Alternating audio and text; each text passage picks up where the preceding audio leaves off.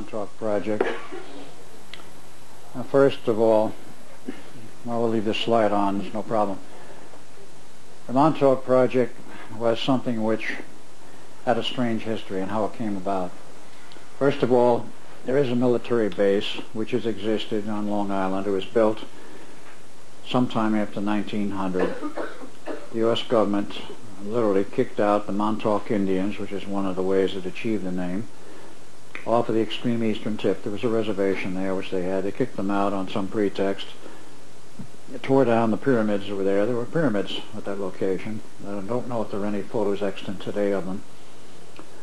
And then built a military base, which was Fort Hero, an army base, and 2 underwater submarine pens for underwater entrance of submarines.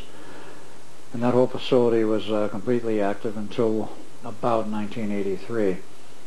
And the Navy shut it down in 83, when I understand the Army had moved out a little bit earlier, though not 100%. But this base existed through World War I, through World War II.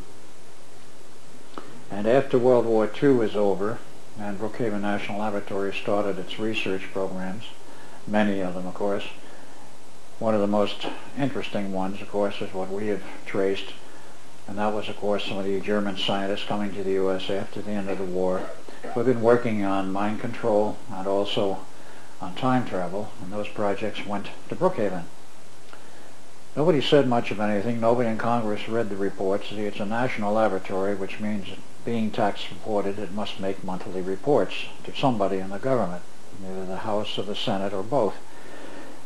And those reports were made. Nobody read them. And around 1967, somebody started to read them.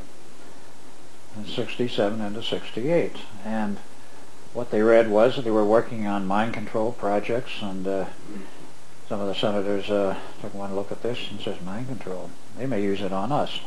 Cancel the project and kick those guys out of there. So they did. And of course the ex-German scientists were looking for a place to continue their work, and they didn't have too far to go. Brookhaven National Laboratories is right in the middle of the island. Let me see if I can spot it for you there in this picture. Again, a map from AAA. The Brookhaven area is basically right in here. And of course the extreme eastern tip of the island we're referring to, way out here at Montauk Point, was where Montauk Air Force Base was later installed in 1951 approximately, on the same property as the military base called Fort Hero. And it became Montauk Air Force Station in addition to the other facilities. The scientists went there to that location at Brookhaven first. They were kicked out of there. They didn't have too far to go out the eastern end of the island.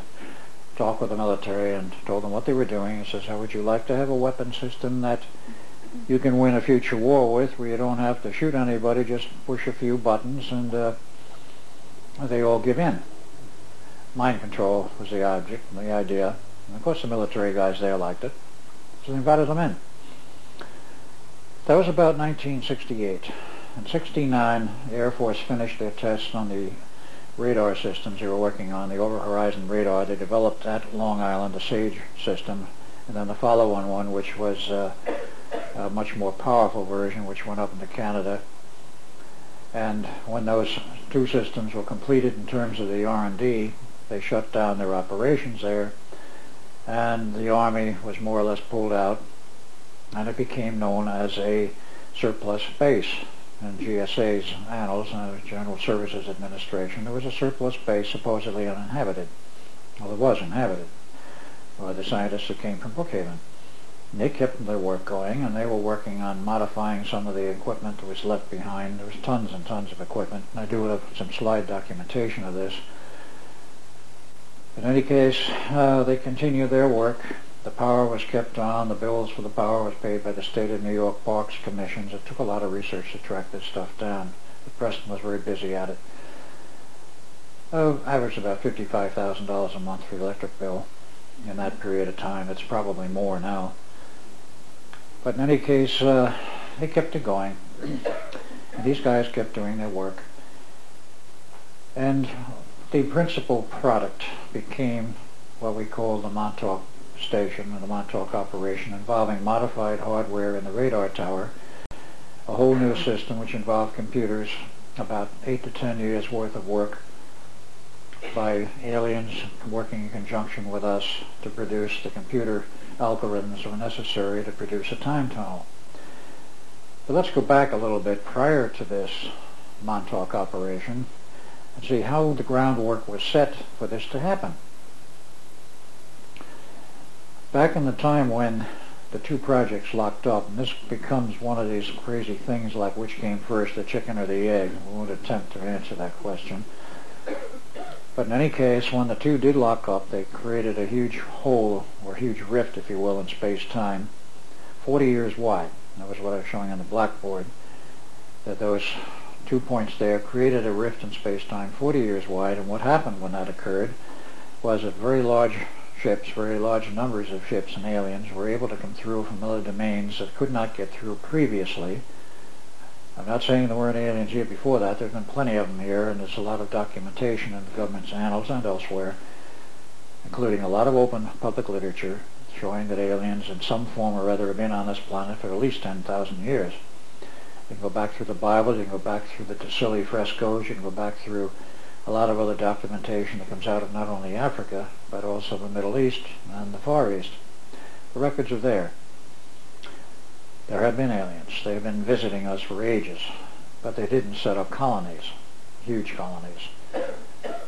Comes a period from 43 to 83, large numbers come through, and they invade, and then you start getting the problems like showed up at Roswell, two crashing in 47, another White Sands grounds, the proving grounds in 48, another one at Roswell in 49, the overflights of the White House in 52 and 3, and the whole 9 yards of this. It rather terrified the military, but of course they're very good at keeping their mouths shut. And of course in 53 with the overflights of the White House, it's got in the press all over the U.S. At that time there was no suppression of information. I'm saying up to 53. Now what happened with the overflights of the White House is a forbidden territory. Well, who are they? Well, obviously our fighter craft couldn't catch them, couldn't do anything with them. So they had meetings with the National Security Agency. And of course there was a split vote. Some of them wanted to make the whole mess public and let the public see what was going on, and others wanted to bury it. It was tied 6-6, and of course the chairman at that point, who normally didn't vote, had to break the tie. And who was it? Richard Spillhouse Nixon, the head of the National Security Agency. He voted to bury it, so the project was buried. The whole of the information was buried, and they set up Project Blue Book, two of them, one for the public and one for the military. They kept the investigations going, of course. But the overflights continued, and there were aspects of World War II, how heavy it was, I'll get into briefly, but in that period of 1953-54, they kept flying over, and finally one, or perhaps more than one, UFO-type craft landed at Edwards Air Force Base out in the middle of the California desert, and literally defied the military, our military, to take their ships apart, to break into them, to cut them, to do anything with them. And they stood by for 2 weeks while CIA scientists and others attempted to cut into these ships, and they couldn't do a cotton-picking thing with them. The military, of course, was panicking. What are we going to do with these guys? They finally invite President Eisenhower down there to see this and witness it, and he apparently did from a distance, but they wouldn't allow him to get up real close. The military pleaded with him and said, you got to make a treaty with these guys of some kind. It says we got to buy time to find out what to do about this and what to do with them. So that became the point for the famous Greada Treaty. Eisenhower signed in 54, and there is some documentation outside of the normal military channels. It was in the hands of BSRA for years when Riley Crabb was alive running it, and he moved to New Zealand after he resigned, gave it up, and died in New Zealand. But when he was alive, he showed me some of the letters, and there was a letter from one of the people who was there who witnessed this entire thing, including Eisenhower being there, and the fact that everybody was just about panicking, and nobody knew for sure what was going to come out of it. But he wrote a letter, wound up in the BSRA files, and I did read it. So it wasn't a joke, but they made the decision, make an agreement with the aliens. What was the nature of that agreement? The nature of the agreement was manifold, but basically, number one, we will not interfere with each other's civilization. Number two, there will be technical assistance between both of us to each other, exchange of technical information. And three, since the aliens claimed that they were a dying race and needed to, quote, create a new body line, unquote, our government agreed to build an underground basis for them, provide them with biological and genetic research facilities, and generally help them with this problem. And of course they also mentioned the fact, well, we have been abducting some humans for medical examination. We're not doing anything to them, but we'll give you lists of those whom we continue to abduct. It's an ongoing process. They gave a few lists out, according to what I've heard, and then they stopped.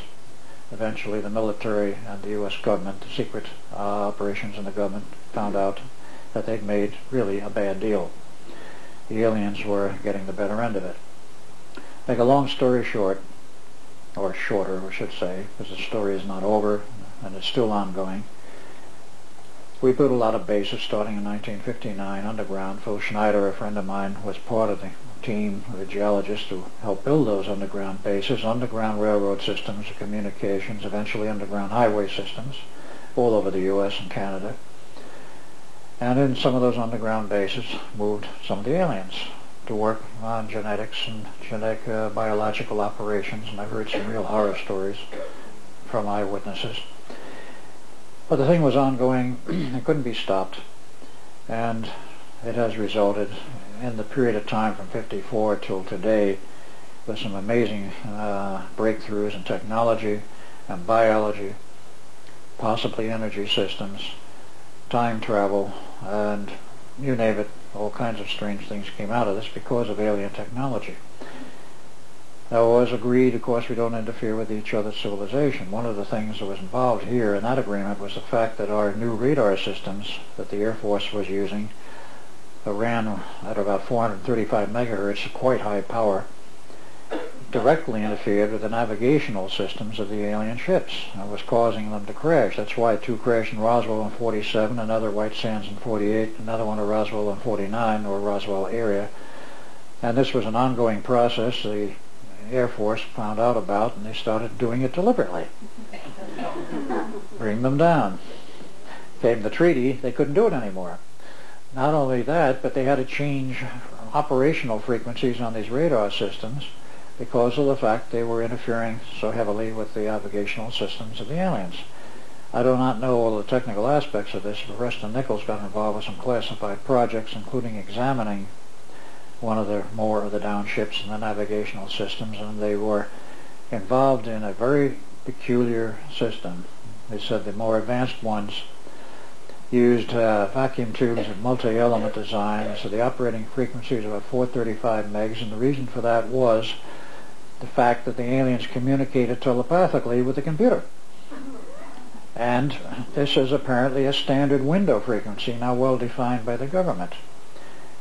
So most of the radar systems were moved off of that frequency. Later on, when Montauk went fully operational, it was back around 425 to 435 megs.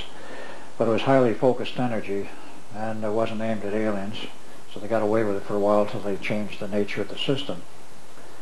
This was where it started. Montauk was a result of many aspects, and of course the agenda in designing the system involved technology from aliens as well as our own technology. As they said to us, and I was heavily involved in the Montauk project for many years, they said, you can build the hardware. I said, that's no problem. It says you don't know the theory.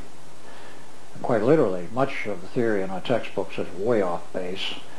Part of it's deliberate disinformation, and part of it is just we don't know. There's a mix. In any case, we didn't know the whole story. They filled us in, so to speak, and we started building the Montauk project.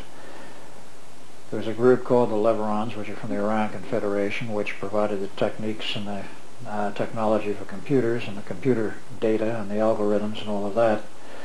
And by '76, when we had a good operating system, it was faulty, but it worked. We were using IBM 360s and 370s, which of course were the state of the art in those days, with everything that went with a 360 and 370. And a few years later, of course, the Cray 1 came along, which was plugged into the system. They tried to make the time tunnel operation, and when I say a time tunnel, I better define a little more carefully what I mean. It was the capability of projecting and creating a tunnel. Literally, you could see it. In the early stages, it was above ground. Later on, they abandoned the use of that microwave tower, and it was underground. It would create a hole in a solid wall when it was on because of the other electronics in back of it, which was about 8 feet in diameter, big enough to drive a small truck into. And this tunnel was lit, and it was not only a tunnel going through time, but it was a tunnel going to some other physical location in our known physical universe. It could be on the other side of the Earth, it could be on the Moon, it could be on Mars. It was used for that purpose back in '82. Or, as the rumors had it, they were playing games with the other side of a galaxy. They had the theoretical capability, they probably used it. But it was a time tunnel, which meant they could bore, and it only required the transmitter at one end. There was no receiver necessary at the other end. It did not dissociate atomically the object being shipped through the tunnel. It remained in its normal state.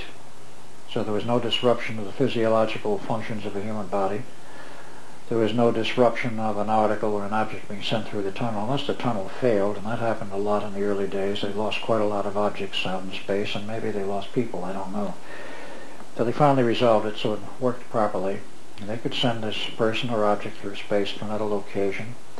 And when they wanted the object, the person to come back or to bring an object back, they would reverse the phase of it, so instead of it being pushing the person out, it would suck them in from the outer end back to the station. Rather advanced technology, but it worked, and it was refined, and it was used more and more for a lot of strange operations. That's not the only thing they did at Montauk, because that was the principal thing. The other thing that we're working on was mind control, and let's get into that a little bit later. I want to show you some of the pictures here, because historically what happened to me was that after I grew up as Al Bielek, I was very interested in UFOs, and eventually tripped across the trail of Preston Nichols. I was a founding member of the Psychotronics Association, USPA, and I was from '75 onward, and I went to many of the lectures. In it was '73, I ran into Preston Nichols at one of them. In '75, we all showed up, Preston, myself, and his new lab assistant, Duncan Cameron, who at that point I didn't know from Adam, at the Dayton, Ohio conference. And it was because of that meeting there and talking with Duncan and realizing he had some connection with me, and he realized it also, but we didn't know what at that point. Preston invited me out to visit him in his facility, his lab facility on Long Island sometime, and an invitation I availed myself of 1 month later, in August of '85. And this was, I'd say '85, it was '83 when I first ran into him, about the time the Montauk Project collapsed. In '85 I went out to Long Island. He took Duncan and I on a truck trip, or his van out. He says, "I know you people, you guys have never been out here to Montauk before. Ho, ho, ho." That was the biggest joke of the year. We didn't know it. Nor did he. Took us out there, and we were very badly disturbed by what we saw and what we felt. And that trip was documented later again in May of 1986 on another trip which involved 3 people from Phoenix, Arizona, sponsored by Senator Barry Goldwater, who got wind of this thing and had heard nothing about it, could find nothing whatever in the government records of any funding for such a huge project, because I went back in '85 and I happened to run into some people at ASU. One of them was the nephew of Senator Barry Goldwater. I didn't know at that time that he was a nephew. And I mentioned they wanted to have me work with him on some Tesla projects, and I mentioned this monster project in Long Island. He got interested. And obviously he talked to his uncle. And his uncle got interested. He could find no financial records anywhere in the government, any oversight committees or anything else, showing money being funneled to a huge project on eastern Long Island. They got a little upset about this. He said, "There's no records. How the hell are they paying for it?" It took us a long time to find out how. It didn't come out of government money. Not 1 cent of government money went into that project. Government personnel was stationed out there, TDY, temporary duty, and paid elsewhere. from the station director to a lot of the other personnel, military, and friend Lenny, who was the nephew, had a lot of contacts. I knew Bill Casey personally. I never found out why. Bill Casey was a director at the CIA for a number of years. And he asked him, "You ever hear of a project out in eastern Long Island?" He said, "Oh yes." He said, "What can you tell me about it?" He said, "Nothing." He knew all about it. The intelligence community knew about it, but no one in Congress or the Senate knew about it. It's a long story that follows after that. Eventually it was established who funded it and who ran it. But I went back in May of '86 for another visit, along with Lenny and two of his friends from Phoenix whom I knew, and came the documentation. So let's get into some of the documentation of what we saw and what we found. And then we go a little further after that. Can we have some of the lights down so we can see the slides a little better? Good.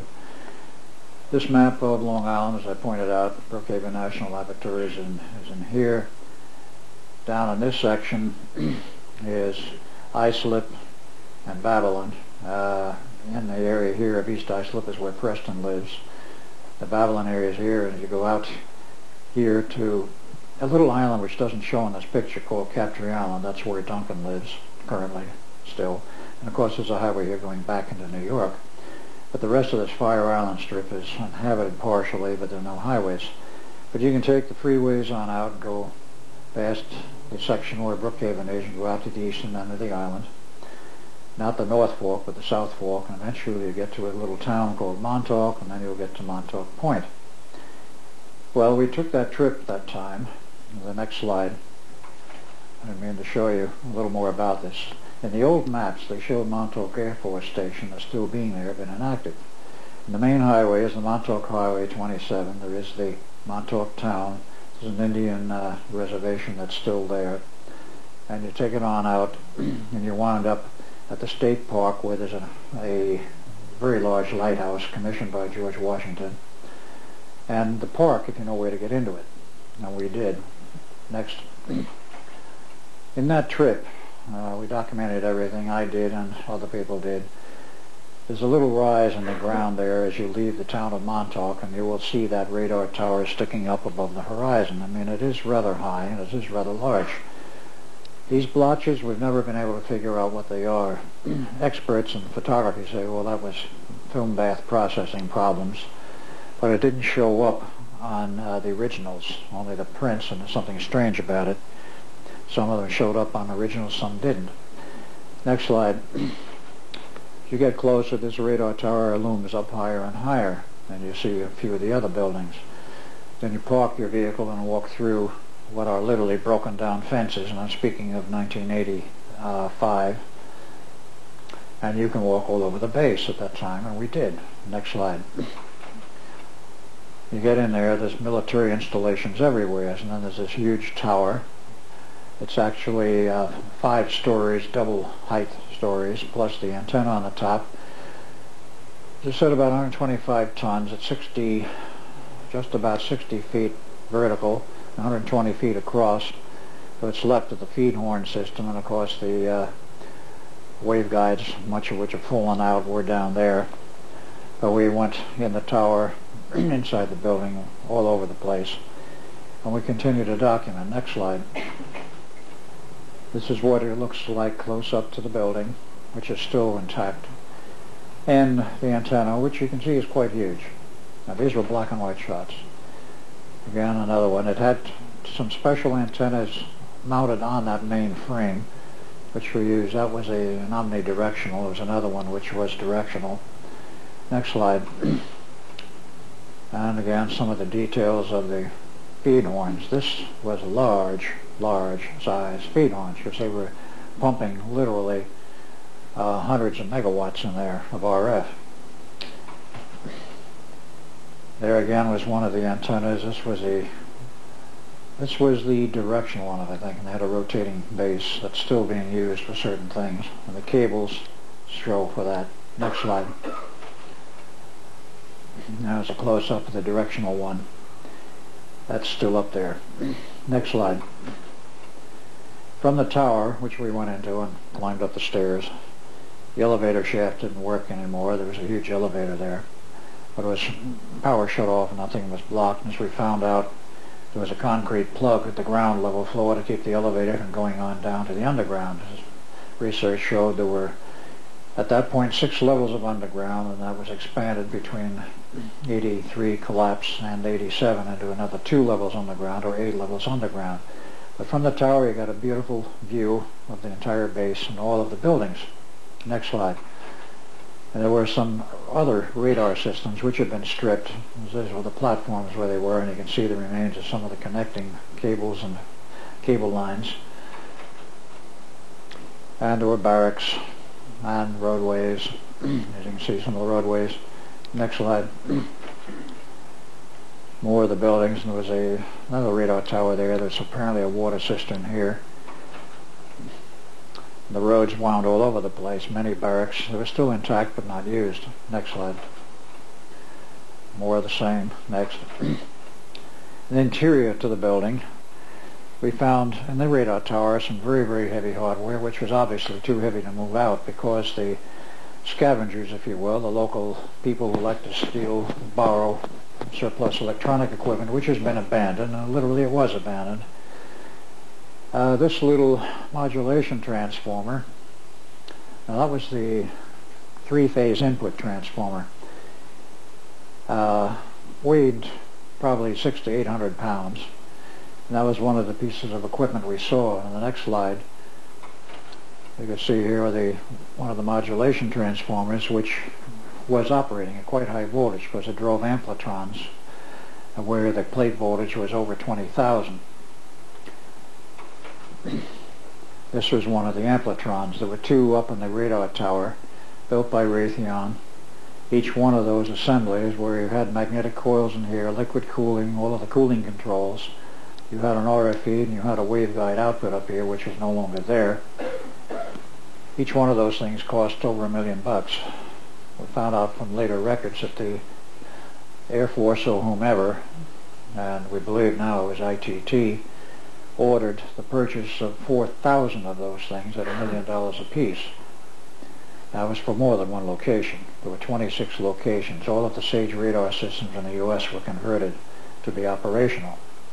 Eventually, many of them were shut down. This was the other one. There were 2 up there, and had part of the coil system off of it so you can get a better view of it. There was one which is not on the slide showing the raw ampletron tube, which if it failed, Raytheon would take it back if it hadn't been cracked or broken and give a credit for a used burnout tube of $100,000. That's how valuable those things were. This is the traffic circle we found in there, and this is the one I had to stand in when I was shipped back there in 47 to go to 83 and get my brains removed, so to speak, and the body size reduced to that of an infant so they could plug me into the Bielik family and make me Al Bielik, something which I knew nothing about for many, many years. This was one of the smashed buildings we found around there, and this is reminiscent of what happened in 83. So this whole project was operational through 83, and in the day of, actually 2 or 3 days before 12 August 83, I was working there and I was told to go take a hike, take a vacation, and Duncan was put in confinement somewheres because in the early morning hours of 12 August 83, Duncan arrived as the original Duncan and I arrived as Ed Cameron, and they couldn't have us meeting ourselves, so I was off base and Duncan was locked up, so to speak, in another part of the base. Leave it, back up one. Thank you.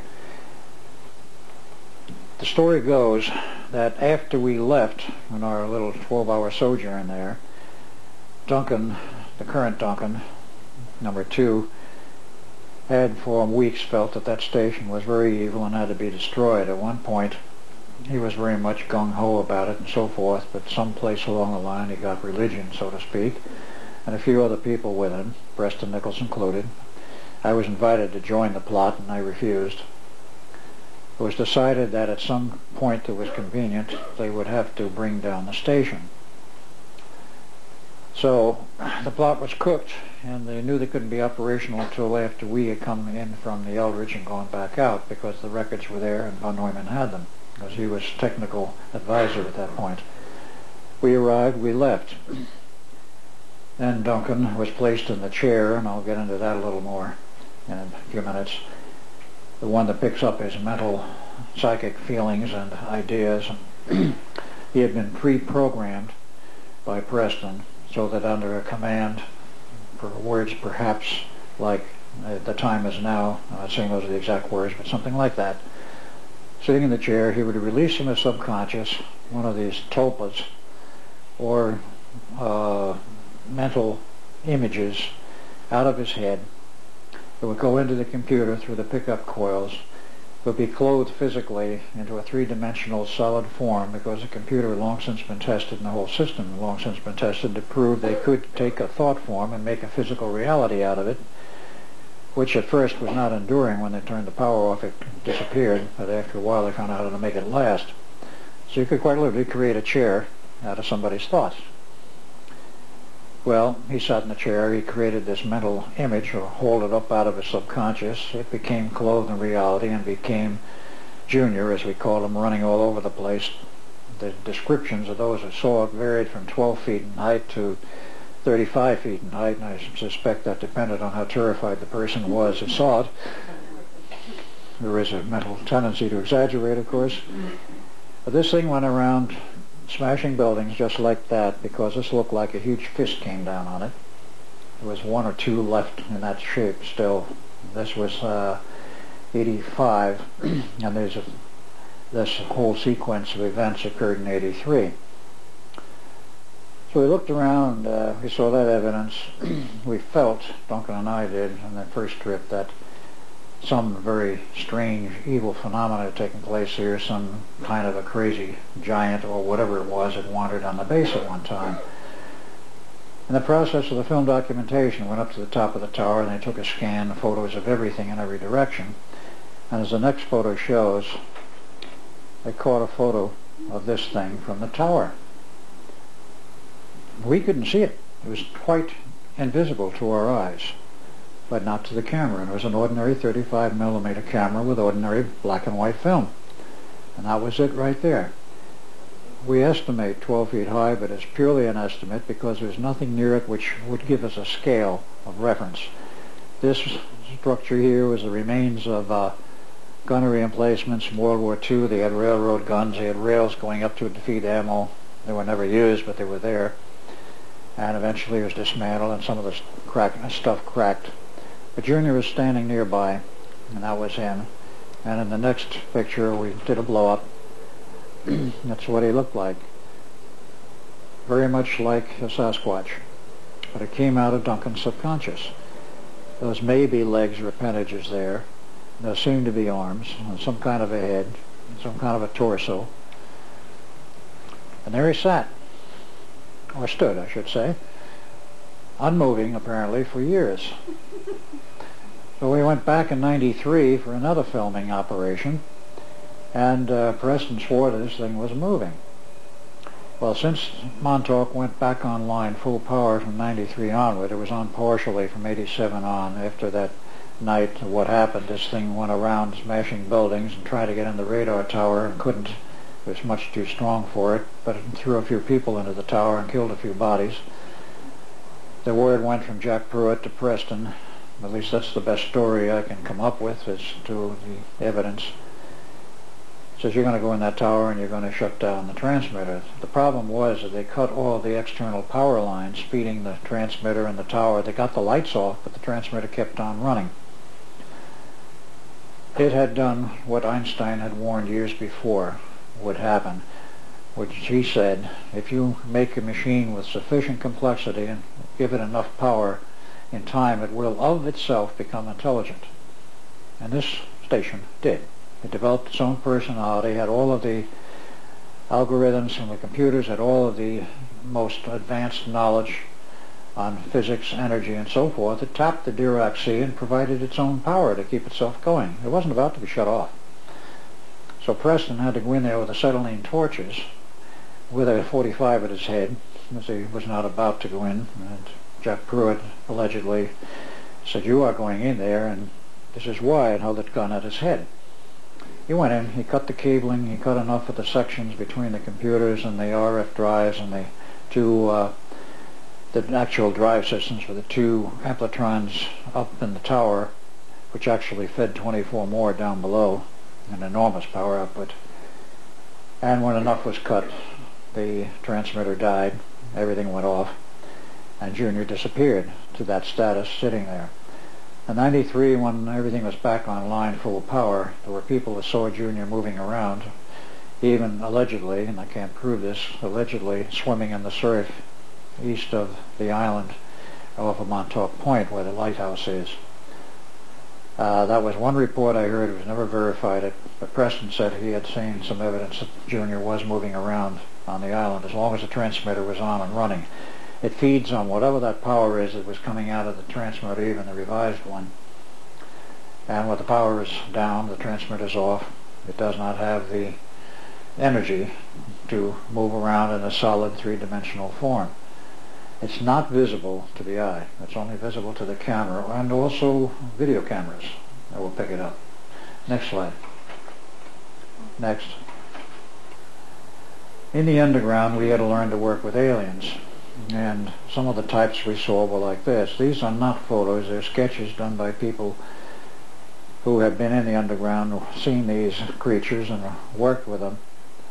And from memory, because they were all brainwashed and wiped to their memories before they left Montauk, under hypnosis or other recall techniques, they were able to draw these sketches.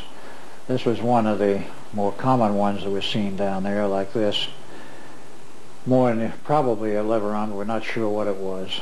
This is one of the reptilian types, very much like a Draco. And a Draco is from Draconis Major, which is a fair distance from here, but these creatures stand 7 feet tall, weigh 450 pounds, and are extremely intelligent.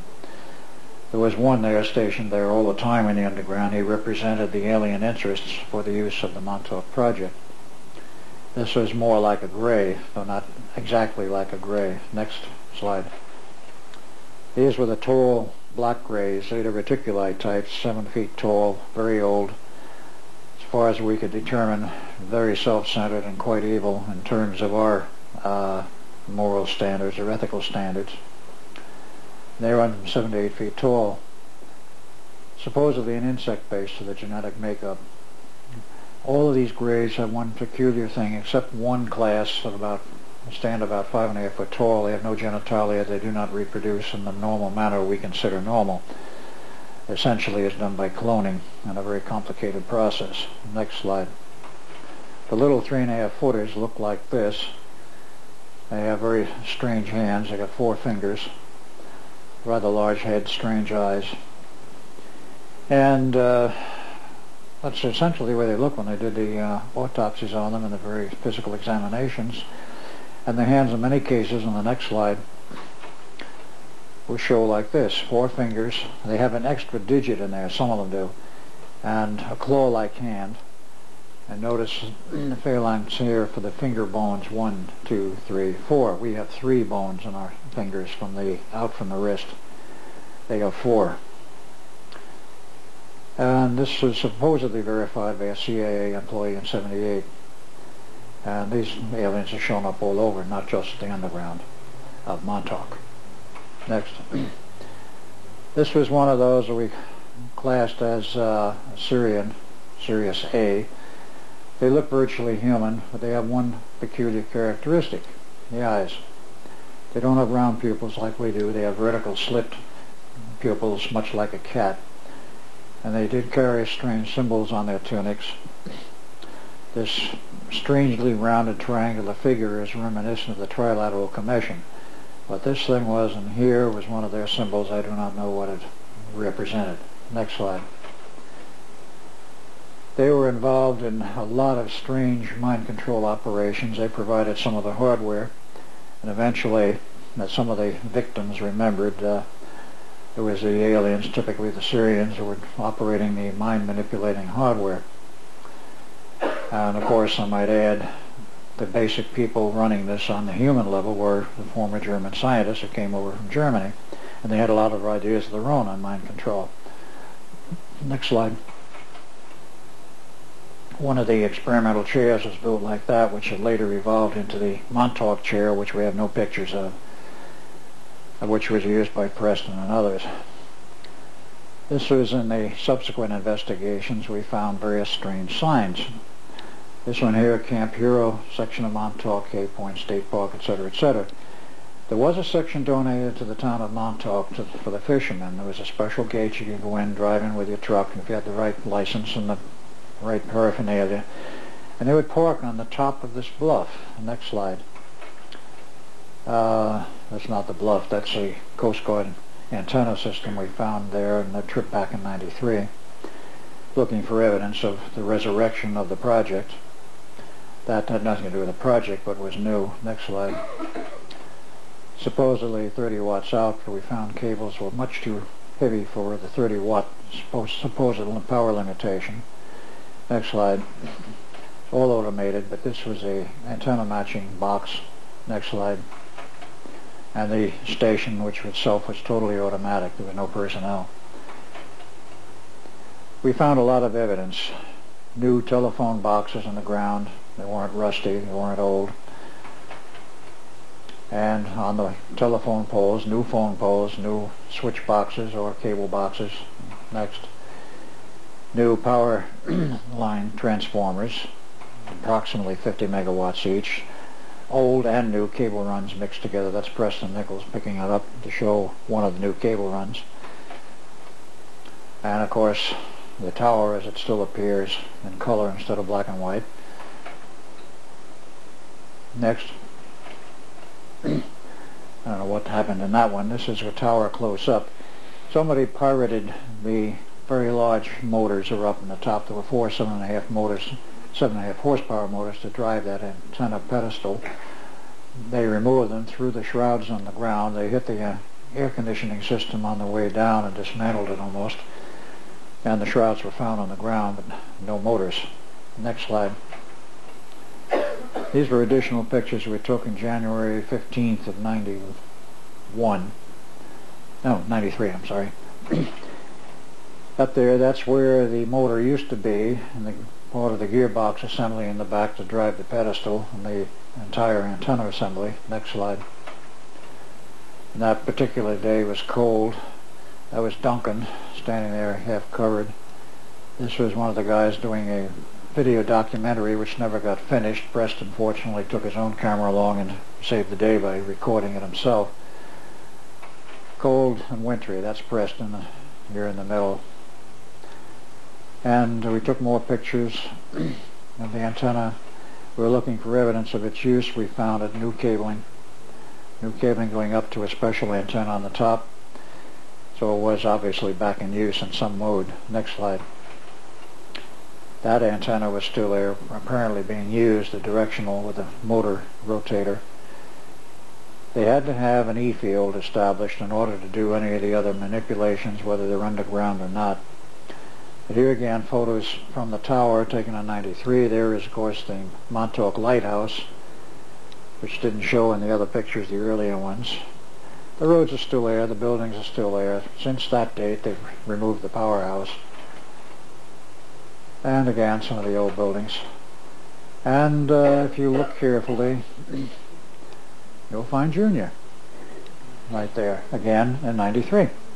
Preston has him on video now. Some more of the views of the base from the fence where we break in. One of the problems was somebody got smart and they decided to put a 1/4-inch steel plate door on there with double padlocks, which we could not readily get through or cut.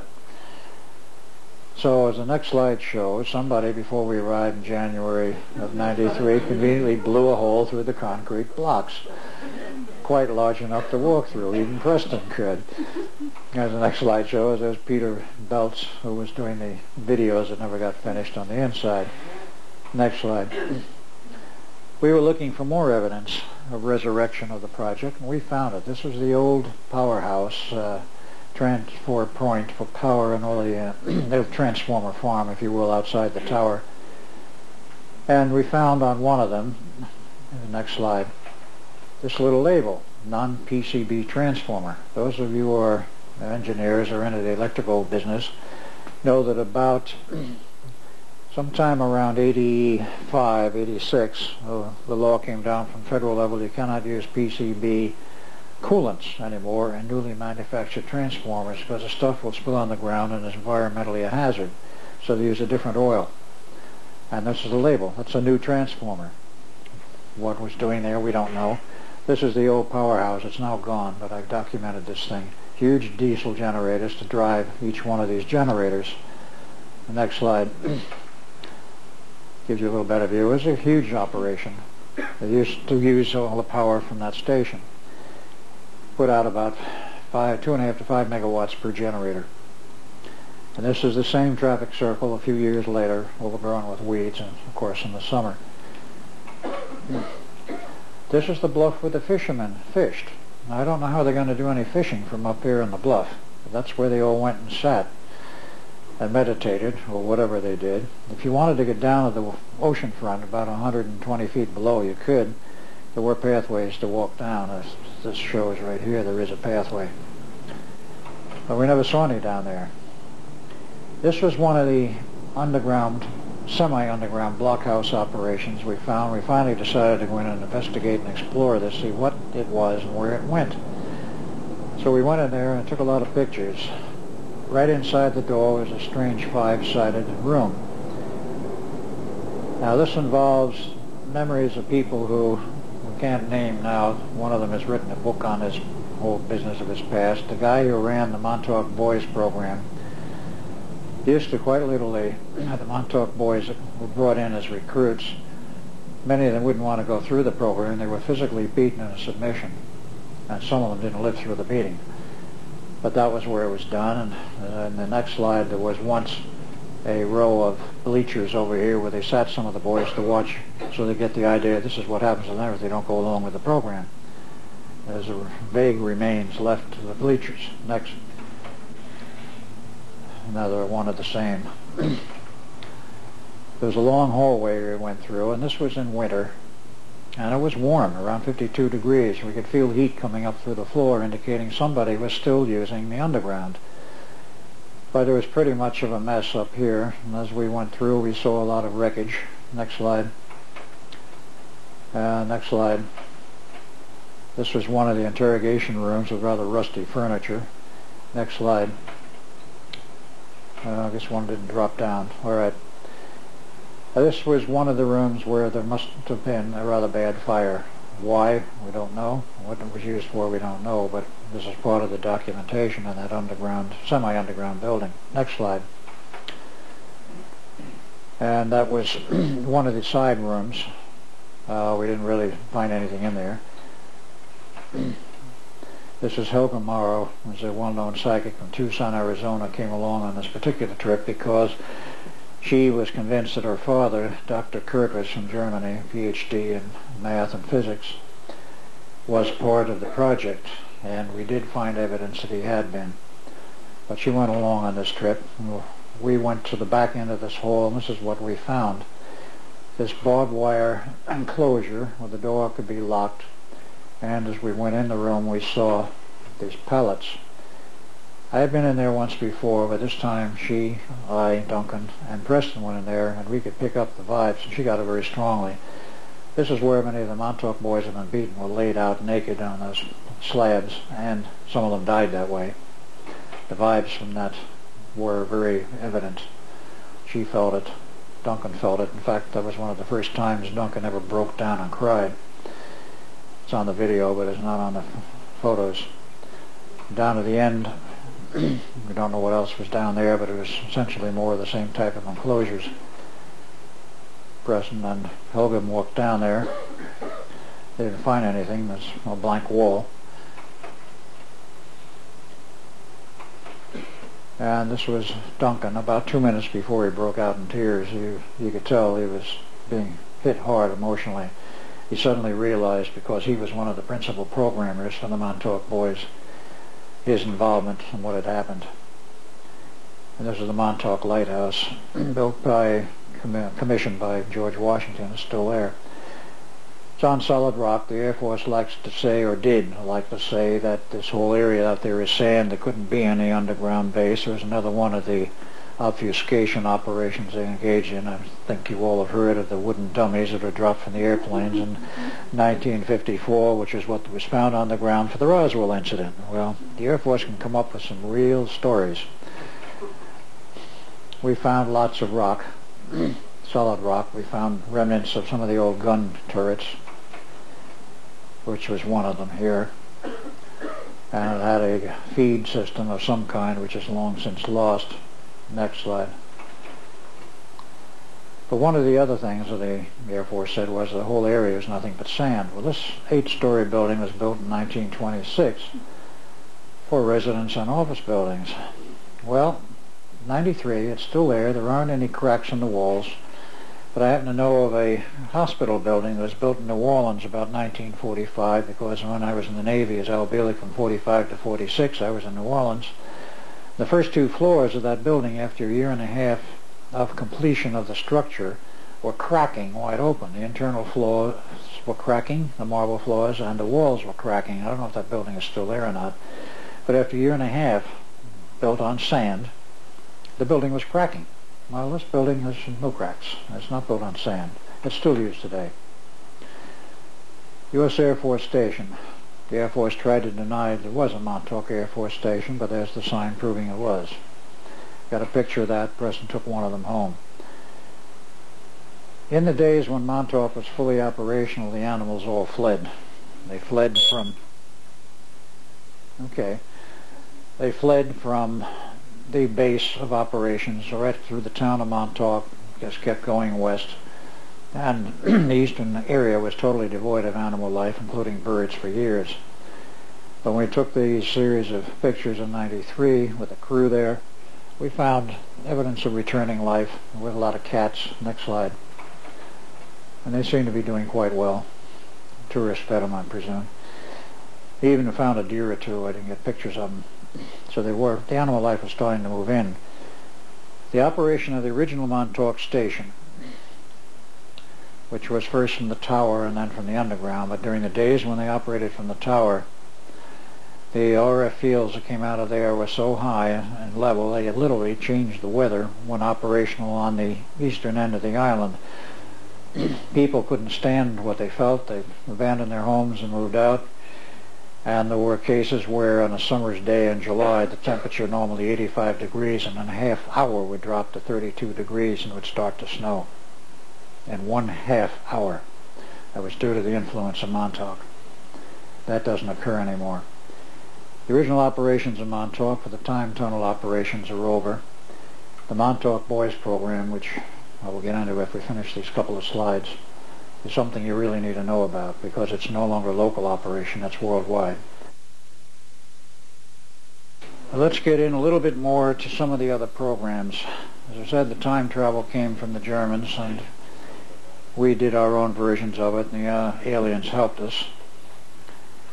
Their purpose for that was to create the condition whereby on the 12th of August, '83, the Montauk Station, which had been on since about 1 August, continuous. Normally, it only ran about a couple of hours every second or third day for some experiment, maybe up to 8 hours, but then it would be shut down. 1 August, the orders came through from somewhere that it was to go online and stay online until further orders. So it ran all these days, about 12 of them, and was on, of course, when the time period for the lockup with the Philadelphia experiment occurred. It created a tremendous rift in space-time, and that was deliberately designed by the aliens for one reason and one purpose. And that was to create the rift in space-time and allow large numbers of alien craft to come through of various types and inhabit the Earth's atmosphere, the upper atmosphere, and invade Earth. Phil Schneider used to tell me the story, and in fact I have the pictures of it. They're not in the slide form. I've got them in prints, and they're not here, except a couple of them.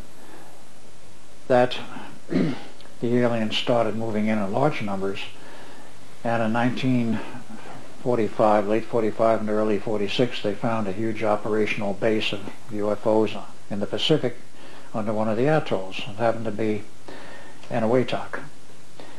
July 46, we had the atomic bomb test called Operation Crossroads, completely open to the public. There were some civilian observers, and it was well covered in the news media, in which we were going to set off a series of atomic bombs above water level and at water level and maybe one under water level to see what the effect would be on Navy ships, both American and captured German ships. It conducted these tests.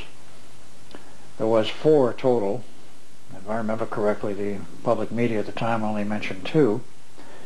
But the special photographs they made, and they had some very good cameras and some very good photographs, at the time of the neutron flash of the first one of these atomic explosions, you could see, thank you, you could see, something's going on here, devices leaving the ocean floor, which you could clearly see in the original photos were UFOs. They were all airbrushed out for the public releases.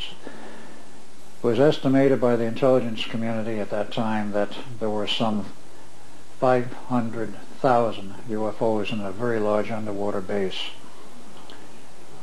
And that was what they attempted to destroy and did destroy.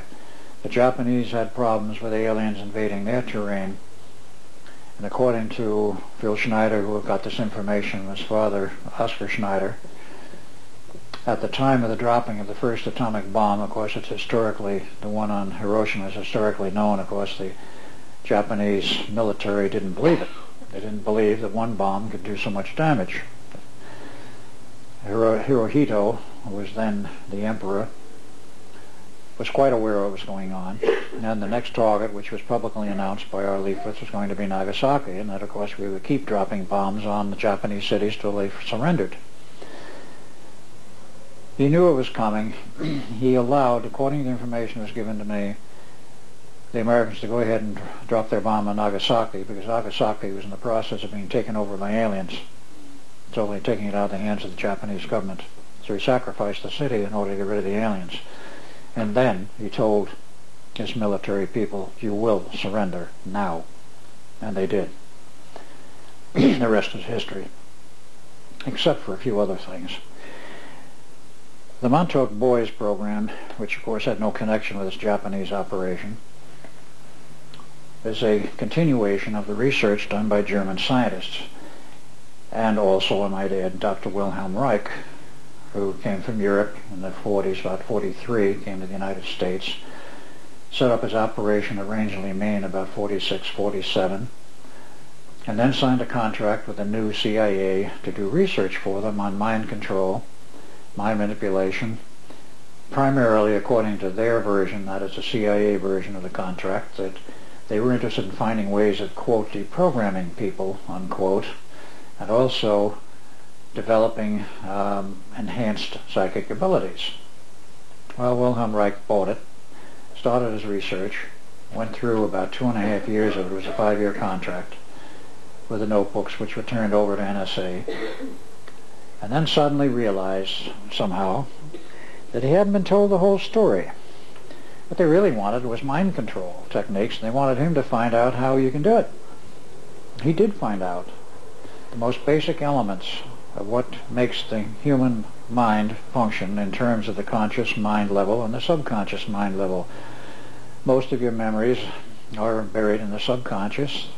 The, shall we say, subconscious command functions, which control most people in one way or another, regardless of how you got this information buried in your subconscious, are there. How do you access it? That's what he found out.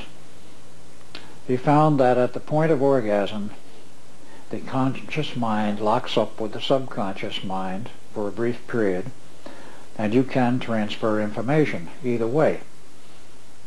The trick was to sustain that point before the actual orgasm so that the conscious and subconscious minds could be linked for a controlled period of time in order to put instructions in through the conscious mind and the subconscious, either adding a programming function or taking one out or whatever they wanted to do. He found out how to do it, and the trick of how to sustain that condition was, of course, the later research after he left the program. The history states that he was charged in court with violation of something or other. He was supposed to make a court appearance in 1953, 54, actually 54. He refused to show up, says you can't legislate science. The judge let him get away with it at that point. Then in 1956 he was hauled up on charges again. And of course the charges were concealed in terms of what was really going on.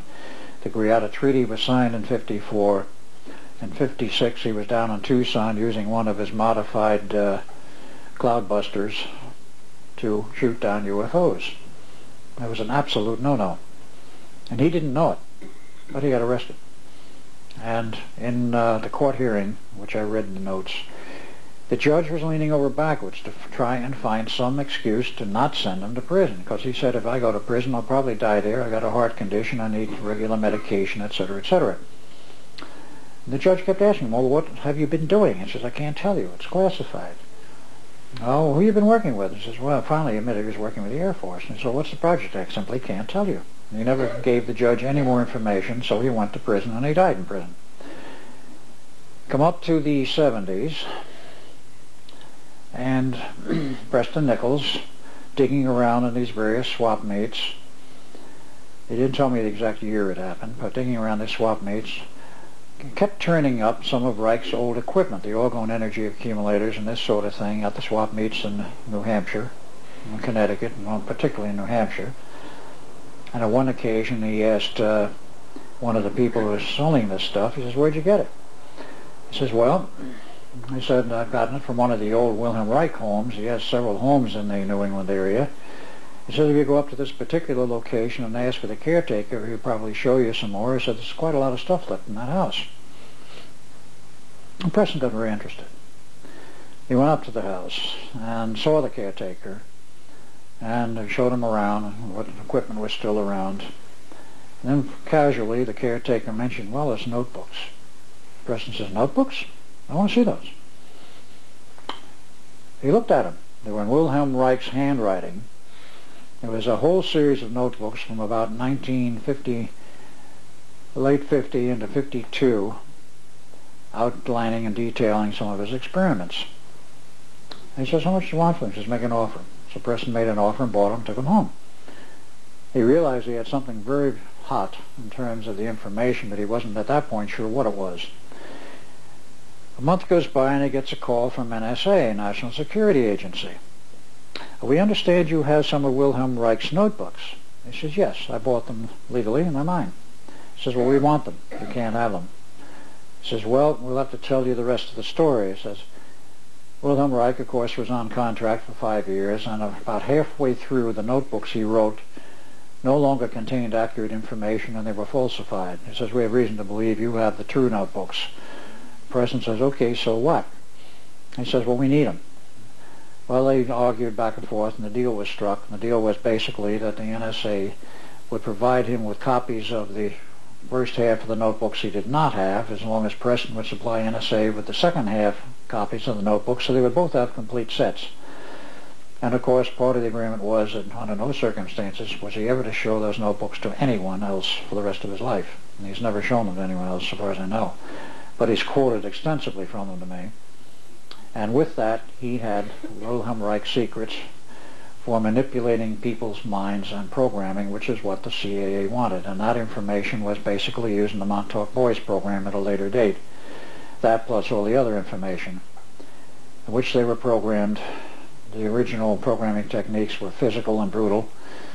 Later on, it turned into an electronic system where they could do it electronically by putting electrodes on your head and your body at various points and sex organs, and they could induce the proper state and then by computer feed in the information they wanted to program this kid. And they always chose them around puberty, and which meant anywhere from the age of 12 or 16, sometimes as high as 17, though they usually never went that high. They would pull these kids in first off of Long Island, then it was off the streets of New York, and then eventually, because of the Montauk operation, they could pick them from anywheres. And they took them from the West Coast and various cities. They looked for derelict kids and street kids who had no links or no parents they could trace and didn't care whether they could or not, but the parent, they could run away. They were strictly runaways and living off the streets. They would pull them in, they would program them, and then send them back to where they were. Early on I was asked if I would run the program, and I said, I don't know, let's see what it's all about. When I saw what it was all about, I said, there ain't no way, no how I'm going to have any part with that program. About 1980, in the phase I mentioned where this guy was beating them into submission, I got the idea there was a much better way to do this, and I went up the ranks and finally all the way up to almost the top administrative levels, which were outside of Montauk. Saw a certain person there and told him my proposal to do all of this electronically, and instead of beating them into submission, put a carrot in front of their nose, offer them something to entice them to be part of the program. Most of them were kids with no money, no homes, no nothing. Offer them, if they will go through the program and complete it, a bank account, money to live decently, money to go to school with, get an education. They would be encouraged to get an education at whatever level they wanted, including PhD if they thought they could do it. Eventually, of course, they become part of society and work for a living, at which point there was no more feeding of their bank account. They would never remember, of course, after leaving the program, they'd been part of it. It would be totally erased. But the inbuilt program was buried in the subconscious, which could be triggered by a phone call, by a radio transmitted message, because Preston proved it could be done that way. The human brain is a receptor of scalar energy, and transmitters, the tube type, will emit scalar energy signals. And he proved it one day, some years ago. Set up a little transmitter on the island, about 250 watts, fed with a tape recorder, repeating this message over and over. If you hear this message, call such and such phone number. The phone number happened to be that of a friend of his, where they put an answering machine. In 3 days they got over 600 phone calls from Connecticut, or actually from Maine on down to Florida. It turned out there was only about 200 actual persons involved. There were some repeats, but then of course the transmitter was seized by parties unknown. But he proved his point. You could contact these people who had been previously programmed by a radio transmission. They hear it in their head. No radio receiver. The human brain will pick up these scalar energies as long as your brain is functioning in a normal manner. So he proved the point. This is one of the ways to contact the Montauk boys. Well, they cranked them out, and they cranked them out, and then the program was moved out of Montauk. And at that point, we pretty well lost it as to what was going on and where it was going. We knew it was going on somewhere as yet. Son Morgan, whom I mentioned, number 2 son, was living last January in a 6-bedroom house in Sag Harbor, which is past Amagansett, Sag Harbor, Long Island, which is fairly close to Montauk. And he was in the process of being deprogrammed by Preston, and in the process of doing this, I found out he was without question a Montauk boy. They started to get rid of some of the programs. And he remembered a connection with an underground base which was under Sag Harbor, and part of it was right under the house he was living in and I was staying in, etc. Preston, at that point, was a member of the Air Force intelligence community, and still is. He was reinducted back into the Air Force about 1.5 years ago. He gets in contact with his superiors and tells them about this. They get interested. The next thing you know, the Air Force raids this base underground, pulls out the records, and some of the personnel running it had very strange gray uniforms with no name badges, some rank bars, and some strange red twill type of markings on the shoulders. And the records. 30,000 Montauk boys have been processed through that one base alone. They had full dossiers, histories of each individual, and photographs. But what got very interesting was what else they found in the office. These guys they captured, they knew nothing. The higher level authorities, apparently running the thing from another level, were not there or escaped, as the case may be. They found some interesting artifacts. Pen and pencil sets were marked on them, a cross, typically in gold, and on top of it a red rose. The Order of the Rosy Cross. You know who that is? The Rosicrucian Order. They found connections to the Palatine monks. They found connections to the Knights of Malta. And as he told me on the phone, I wouldn't tell me the whole story till I got there in person, he said this thing is a cult-like operation. We don't know who's running it, but somebody is, and hiding behind various religious orders. And has apparently been ongoing for some time. And the Air Force raided that base and closed it down. There were severe repercussions to Preston over this. I won't go into the details, but he survived it. They've since raided 30 to 40 more bases. They found out there were 6 on Long Island. That was number 1 they knocked out, or left 5 operational.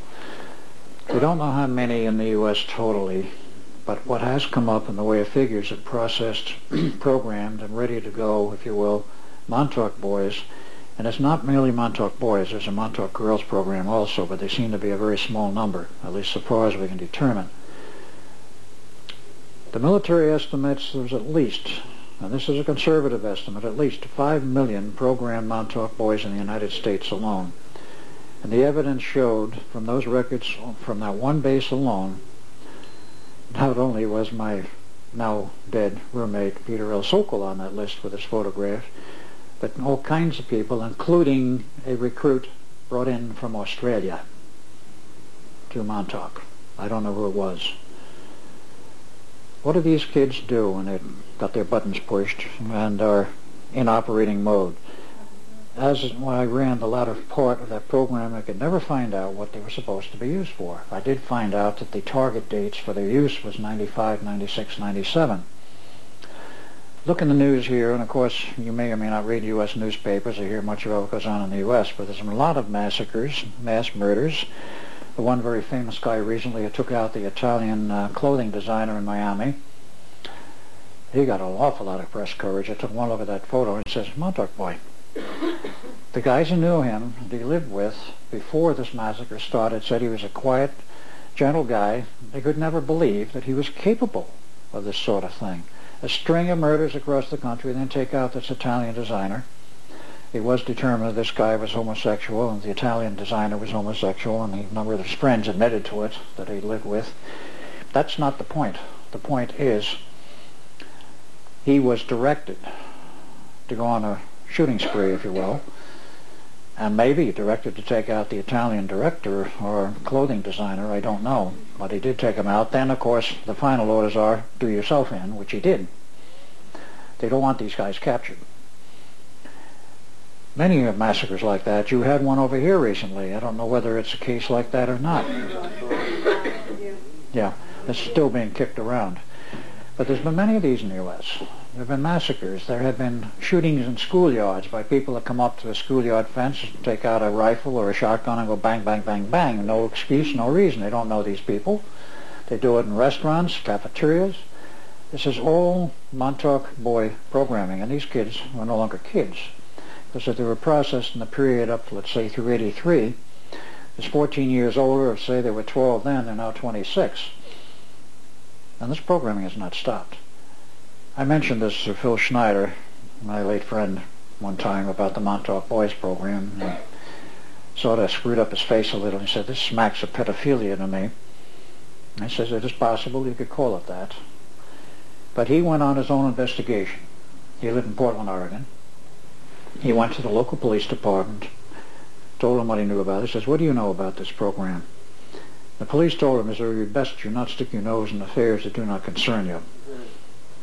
He got incensed. He went to the FBI, a local FBI in Portland, Oregon. He asked them about it. He got a senior member in the office, been there over 20 years. He says, yeah, we know all about it. He says, you know all about it? What are you doing about it? He says, nothing. He says, why not? He says, we can't. Our hands are tied. And then threw some statistics at him which are rather frightening. He says, of course you know about the missing kids and all of this on the milk cartons and on the little cards you get in the mail and all this sort of thing. He says, our statistics show that in the United States alone, about 2 million kids disappear a year. Of that, about 1 million relocate or find out what happened to them, so it's written off in the records. The other 1 million, we never find out what happened to them. And this has been going on for 20 years or more. That's 20 million kids lost, unaccounted for. If half of them wound up in the Montauk Boys program, there would be about 10 million that were prepared for whatever, which in looking at the LA fires and riots some years ago, arson, murder, mayhem, spying of some kind or other, who knows what. You can guess and figure it out pretty well as to what they might be used for. My estimate was 10 million in the U.S. And we found out this operation, with only the one location we found on Long Island, eventually able to nail down the name of the group running it, and we still cannot get any data on it. It's called the Meridian Group. They operate out of West Virginia. And who's sponsoring them, how it's run, we don't know, but we've been finding out is no longer locally restricted to the United States. It's a worldwide operation in which we do not have much data. But it's ongoing, it has not stopped, and they're building up a vast army, a secret army of some kind, for some purpose. I have military people in on this that have looked at it, and they're quite concerned. One person, a friend of mine who I can't name, is in intelligence, knows a fair amount about it. He says, yes, I know about it, and we know that it's involving humans at the top level and the bottom level, but in between is an old alien group in the middle, which is very heavily involved in this program. Can't prove that, but that was his statement, and I can't reveal who he is because of its position. But he knew a fair amount about the program. He says, we're trying to break it up. It is not an easy task. Montauk girls are programmed to do essentially the same things, except the girls can be programmed for sexual seduction and what have you, much more than the boys, because while the early Montauk boys program, about 70% were programmed homosexual, they found out that doesn't work very well. Psychically, if the two guys get together as homosexuals and do their thing, they very much force the raising of the Kundalini energy, and if you get enough Kundalini energy flowing, you deprogram yourself. So they wound up that the kids were deprogramming themselves. They didn't want that. So now they're almost all programmed heteros, regardless of what their natural inclinations would be, and we get together, the world that just locks in the program. It doesn't release it. We don't know the whole story or what they want to use them for, but we've been seeing some evidence. On my last trip in Long Island indicated that the Montauk boys were being activated on Long Island. Now you might ask, as a layman or a laywoman, how do you spot one? How do you know that somebody is a Montauk boy? It's a generic term because they're programmed all over. The programming techniques are the same. The, shall I say, the signature which is left on an individual is distinct, if you know how to read it, for each location. There very commonly, a commonality exists between them, but there's a little bit of difference between them as whether they're programmed in Long Island or Michigan or California, like Los Angeles, for example, or wherever. There's two ways you can spot them. One, if you're psychic enough to read auras, you will see around that person who has been so programmed, and it remains with them for the rest of their life unless they are deprogrammed, a black wavy aura which will have a very strange structure to it. It won't be clean black like just a straight outline. It will have a zigzag type structure, much like the edge of a picture puzzle, the raw edge on the inside. The other way is, if you are an expert at reading body language, you can spot the person that way. Preston happens to be an expert at body language, and he has almost no psychic ability, but he says he can spot a Montauk boy instantly just by their body language. Anyone who's been programmed, the body says, literally, I've been programmed. And if you know what to look for, you can tell that that person has been programmed, how they may have been programmed, maybe not for what purpose, but how they were programmed. You may not be able to read where, but you can tell that that person is programmed as a Montauk boy and has certain restrictions imposed on him mentally, which shows up physically in the body language. If that person is not programmed, the body language will not show something that is not there. So if you want to go learn how to read body language, it might be helpful. I've seen a few around Brisbane. Let's say the percentage of Montauk boys here is low compared to the LA area, or where I've been in Denver. It isn't to the point now in some of the American cities. The question is not how many have been programmed as Montauk boys. The question is who escaped it. And there's not many. It's a very serious problem. It represents a secret army that somebody is getting ready for something. It's sort of a somber note, but nevertheless I felt you needed the information. Now there are other things which we can go into. There is one other aspect I do want to go into very briefly, then I'll open it up for questions. The business of time travel is something which, of course, our government, and I'm sure other governments, got into quite far back. I found, and this was really probably the primary reason for my being kicked out of Los Alamos laboratories and the treatment they gave me to wipe my memories. Up there in the vault I found references to a program called Project Southern Cross. Now Preston had made allusions to this for some time to me, and just didn't register. He said it was a program of time travel.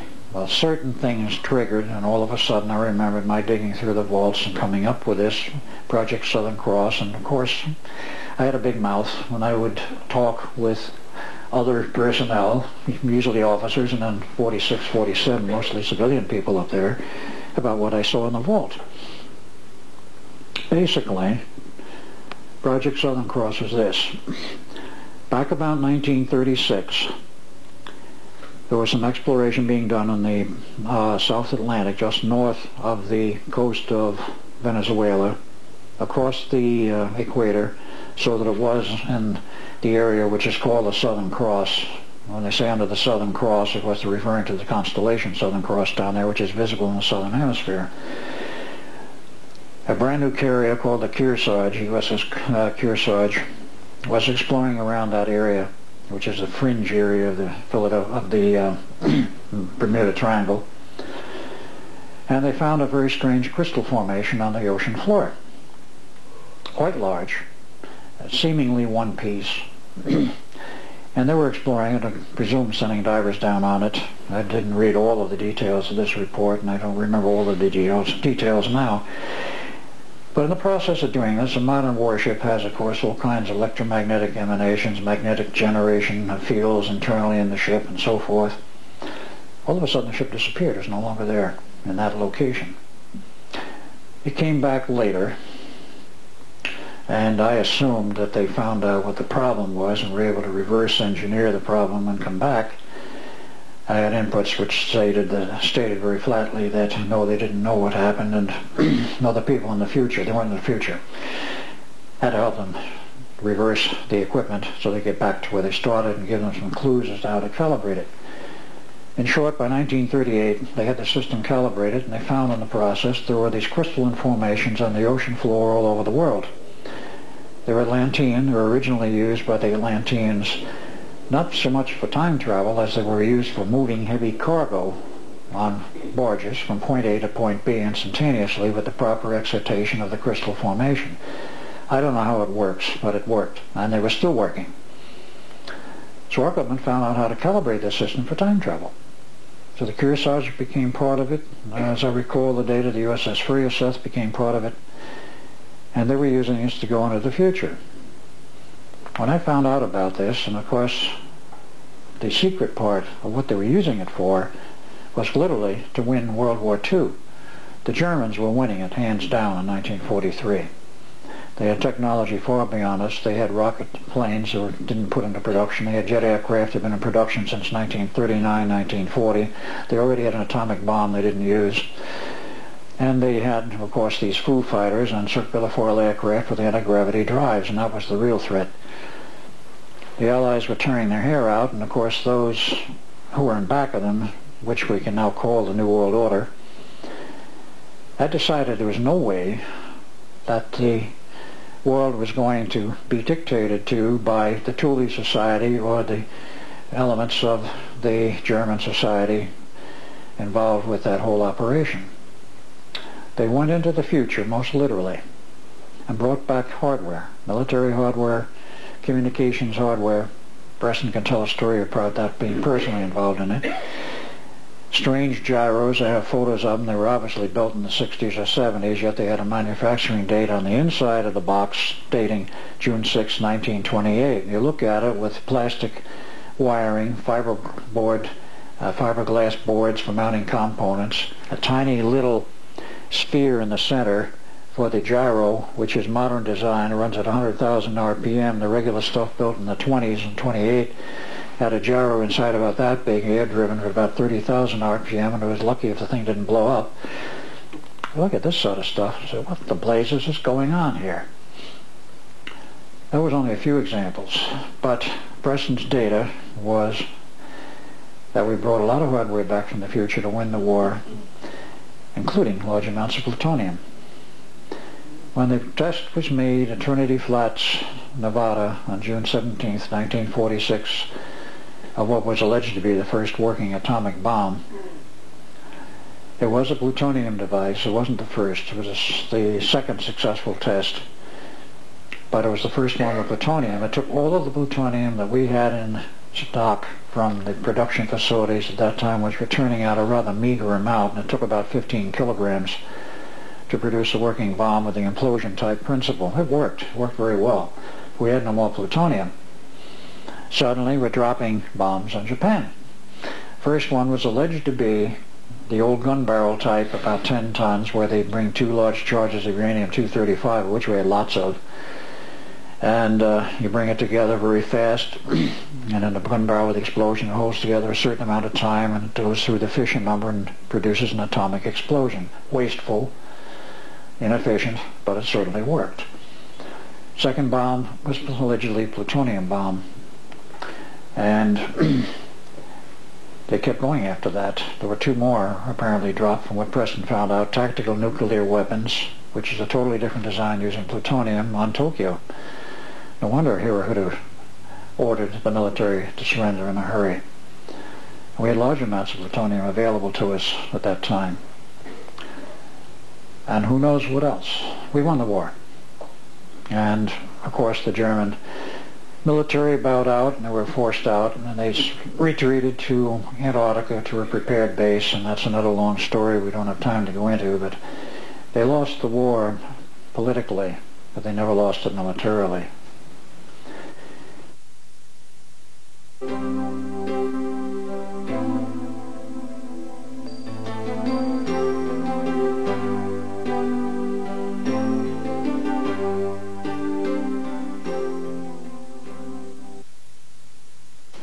It's a very good question. Could you repeat the question, please? The question is the Church of Scientology involved with this boys program, possibly the Montauk Boys program, because they are recruiting a lot of young boys into the current program? Briefly, a history of the Church of Scientology goes back to L. Ron Hubbard, whose real name was Wilson. He was not a Hubbard. It was an adopted name. And he and Jack Parsons, he was the man who founded JPL, Jack Parsons Laboratory of Solid Rockets, were friends. They were both in naval intelligence. They both left the Navy in '46. They remained friends through that period afterwards until Parsons died in an explosion in his lab the night before he and his wife were going to go to Europe, and he was going to abandon the operations in the U.S. They did a lot of things together. Hubbard did not found the Church of Scientology, as I remember the data, until 1954. He had prior operations. The question is, did he program boys? He claimed all along, when he was alive, and what they've been doing since, I don't know. Well, when he was alive, he wanted to deprogram people, everyone. He took a lot of young kids. In Phoenix, Arizona, he was thrown out of Phoenix because he took 4 young kids in their teens without parental permission and was deprogramming them around the clock in his facility there. I know this because of certain people who were there at the time who left. He fled by plane and he left his son to clean up the business, and then he moved back to either Newark or Washington. He was doing a lot of deprogramming. So far as I know, one of the earlier programs and under L. Ron Hubbard's control, he was sincerely interested in deprogramming people and giving them back to themselves. But at the same time, there were other people who went through the programs at that time, and speaking of the 50s, 60s, who insisted that there was a lot of deprogramming followed by reprogramming to lock you into the church as a group gestalt, if you will, a group mental control. And if you tried to break out of the church after that, you were in serious trouble. The ethics committees came after you. Sometimes you wound up dead. Sometimes you wound up being dragged back into the church. I'm telling tales out of school. I was not a member of the church, but I know a lot of people who were, and that's the info I've had. Currently, I do not know what their goals are because Hubbard's dead. Quentin committed suicide, which is a no-no in the church, and there was nobody else to take it over. John Hubbard resigned and quit and wrote lengthy, damning articles in Penthouse magazine years ago. So I don't know where the church really stands today in that respect. But the fact that they are recruiting young boys is highly suspicious, is all I can say as an answer. In view of their past history, it's questionable what they are doing now. I have no inputs on the current operations because it's under totally new control. Any other questions? Yes, the gentleman in the back. Your understanding of your knowledge of any of the underground work in Canada at Pine Gap, and also if you have any knowledge of the possibility of if and when Australia's general public being allowed general access to new technology. Operations at Pine Gap, what do I know about that? And the underground. I know a little of it, and that of course has been a vast amount of speculation on the whole operation out there. It is U.S. government controlled totally. The Australian government has kept out. They gave them very generously that area after the war when the U.S. government asked for it as a military base. And now they've kept everybody out, including American military and civilians who do not have access, plus the need to know, and are actually invited out. The American military tried to fly in with hang gliders to get in. They got in past 50 miles and they were intercepted and stopped. They said if you go on the rest of the way to the inner perimeter, you would never get out again. You would never see the light of day outside of this area. What is going on? There's a lot of speculation. What information I have, part of it is speculative, and part of it is fairly solid reports. This is a vast underground operation. They've bored a hole down 30, 40, 50 miles. Huge hole. There's all kinds of operations manufacturing special materials and equipments in a gravity neutral zone. So this gets into the business of the theory of what is the Earth really. The ancients said, and there are those today saying that the Earth is hollow. It has a hollow inner core. Consequently, the ideas of what happens to gravity are vastly different than it would be if it had a solid core. So if you have a shell, you have a certain amount of gravity. Let's call it gravity force 1 because it's a relative number, but call it number 1. As you go down towards the core, which means you go down into the shell, at some point you're going to hit a neutral zone, because on the inside of that shell, on the inside, there is another gravity field which sustains the people or objects on the inside up against the shell, upside down if you will, but nevertheless sustained in there. And apparently, and I can't prove this, there is a central sun. At least that's what a lot of the theories go. Ivan Sanderson was heavy on this. A lot of other people have been. But you will reach a gravity neutral zone. And if you get to the gravity neutral zone, you can process elements which you cannot do in a gravity field. NASA takes a lot of stuff out into space where there's essentially a gravity neutral zone to process certain elements that are required in certain operations. And apparently, I can only say it as apparent, they're doing much the same thing there. What else they may be doing, who knows? I do know that Henry Kissinger was a heavy visitor out there. He's called out periodically. He may not be now, but in years gone by he was. As one of the heavyweights in the New World government, in the New World Order. Apparently he had reason to be out there. I hope that answers your question, at least in part. ET involvement, possibly? I'm sorry? ET involvement, possibly? Kissinger, you mean? Extraterrestrial involvement. Oh, extraterrestrial. I don't know. I would consider it likely, but I don't know. And part 2 of the question, sorry. Because they've been involved in so many other things. It would seem logical that extraterrestrials would be involved in the Pine Gap operation, but I don't know if they are or not. Any other questions? Yes, the gentleman here. You mentioned that when the nuclear explosion, the first one went off and killed or destroyed 500,000 ships or thereabouts. We've got a train going by outside. I can barely hear you. You mentioned when the first You mentioned when the first nuclear explosions were tested in the ocean, and there was something like 500,000 alien ships underneath the water. Are we currently, or were we involved with some sort of war against another alien nation? That's a good question. Are we involved in a war against others, perhaps extraterrestrials? In general, we could say yes. The problem with this is it's been an ongoing war for thousands of years under our feet between different alien groups. Information I have, which is again via Phil Schneider and what he dug out as a geologist having extremely high-level clearance in the U.S. government. He said the first alien contact by U.S. government forces didn't occur in World War II or right after it. He said it occurred in 1908. And I said, what were the circumstances? He says there was a military force pursuing some outlaws in the southwestern desert, probably New Mexico, and they ran them up against a wall. There seemed to be a cave there. These desperados went in the cave, and the military, the U.S. Army forces, followed them in the cave.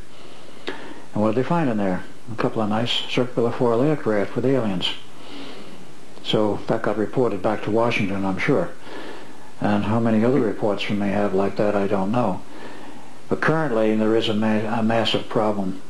The particle beam weapon system, which was developed initially and first by Nikola Tesla, and he tried to sell it to the various governments before World War II. Nobody would buy it except the Russians, and they paid him $25,000 for a working model and papers and a year's consultancy. After the war was over, it was sort of abandoned. Then suddenly the Russians are using it, and suddenly the American military wakes up, and then they suddenly decide we've got a real problem. They've got the Star Wars Initiative program, which was basically designed not for shooting down missiles coming at us, let's say from Russia or vice versa, but it was basically designed for action against aliens and alien invasion. That was the whole purpose of the Star Wars Initiative. It was never intended to be used against other humans or other human countries. The platforms that are up there will do various things, but the most powerful weapons are on the ground. Montauk having been the primary point for developing this. It's a Tesla designed and originally a Tesla idea of a particle beam weapon system, but they've taken it to unbelievable lengths. They found out how to generate a form of energy multiplication which is correctly in accordance with Einstein's theories. If you accelerate a particle up to virtually the speed of light, its mass will increase by several orders of magnitude. They take it up to about 4 orders of magnitude. First with a circular cyclotron-like track generator, then through a tunnel to a second one, then through a tunnel to the 2 final stages, which are LINEACs, linear accelerators, 5 miles long under the ocean. The output power of that beam is calculated as anywhere between 1 times 10 to the 23rd joules and 1 times 10 to the 24th joules. That's much more power than a hydrogen bomb. And this beam can be focused, and there's 36 of them around the planet now, can be focused out in space, and they can do multiple focusing with several of them. But it is a twin beam because it is essentially transmitted out in what would probably be best called a scalar form, and scalar energy forms, if you follow the theory on this, much of which comes from an American sitting in down in Huntsville, Alabama. You cross a beam at some point, you generate a more standard electronic or electromagnetic energy form, and since it's already so high, in the crossing it creates an enormous explosion, and there's nothing that can resist that. A spaceship with field force shields around it or anything else. They've been shooting down UFOs in this country and in Russia at an enormous rate. They set up a, so we say, a perimeter. My understanding is it's 250 miles out. Nobody comes in past that point without being invited by the U.S. government or the Russian government. They're the primary ones doing this. Phil said when he was traveling as a native geologist and went through Russia, he said they had football fields of junk from shot down UFOs. They were shooting them down at the rate of 30 a week. And we're shooting them down at the rate of 5 to 7 a week. You don't care who they are. The attitude now is, If you come in here and we didn't tell you it's okay to come in here, we don't care whether you're friend or foe, you're shot down. And they have shot down friendlies. There is a sort of war going on. It's mostly out there, but it may come down to earth. We don't know, and this is what they're worried about. They're letting everybody know we can shoot you down. Stay out there. Keep your war out there. We nicked his own office, and his real name you couldn't pronounce. They are all telepathic, but in terms of communicating with humans, so they know most of them are not telepathic. They use perfectly ordinary vocal cords and speech. Some of their vocal cords are not exactly the same pitch as humans, but they can communicate verbally in virtually any language. And English, of course, there was the chosen language, because it is our language. Yes, they communicated, and we could learn, and we did learn a lot from them. And there are other aliens of various other projects we've learned a lot from. The status of medical research has been greatly accelerated. We're today at the point of not only gene splicing, but literally computing the entire genome and creating artificial life. In other words, our scientists are at the point of creating, doing the God number, creating life forms, playing God. They're already doing it to an extent, namely modifying genetically people, growing third limbs on them and other crazy things in the underground horror labs and what I've heard of. I've never seen them, but I know people who have. That's one aspect. They have, of course, time travel available. They have anti-gravity drive ships available. They've been building them for years. Patterns perhaps initially after the Germans. And today, as let's say of about 1986, they built a very large starship. How large I don't know, but it's very much like the Star Trek design. The large crew has gone all over the galaxy, and I'm told beyond. So we have the capability. A lot of the smaller versions of these anti-gravity ships are used by our military for transport of special military personnel. I've had eyewitness reports from ex-intelligence people, particularly over in Saudi Arabia area and the area where the Gulf War was held in Iran, not just Iran, but in the other section, the other countries that he saw personally. Ships come down the size of a football field, silent, no wings, drop off 75 or 100 American military personnel that went into an underground bunker, and then the ship took off. It was distinctly American. So we have the technology, and it's not restricted to the U.S. I mean, this kind of technology is shared undoubtedly with UK, with the Russians, who else, I don't know. But we have it. Yes, you have a question. Could you tell us a little about there's a case Richard Hagelin put on back end of his video, the UFO that was coming down the coast of Australia, and with the two flashes came out and shot at it and shot off into space. Do you know that case? You're referring to a specific video, I think, which was called SDS-48. It was a NASA video which was captured by somebody on the ground showing what you described of an object moving across the horizon at high speed and something firing at it from the ground, and it made a right-angle turn and went out into space. Dr. Hoagland got a hold of a copy of that, and he analyzed the speeds involved, and he said they found some benchmarks and points on the ground for reference. And he said before the attempted hit, it was moving across the horizon at a rate of what he estimated was something between 150 to 200,000 miles an hour.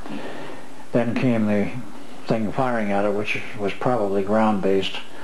It made the right-angle turn. He says it took off very fast, like 400,000 miles an hour. Those were his figures and his analysis.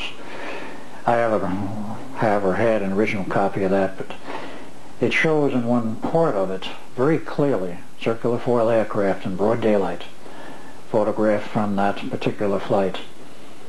And it's a very interesting fact that right after that videotape came out and that flight was completed, the then director of NASA was retired. And somebody else was put in. They suspect that he allowed this information to be leaked, so he was retired. Yes, you have a question.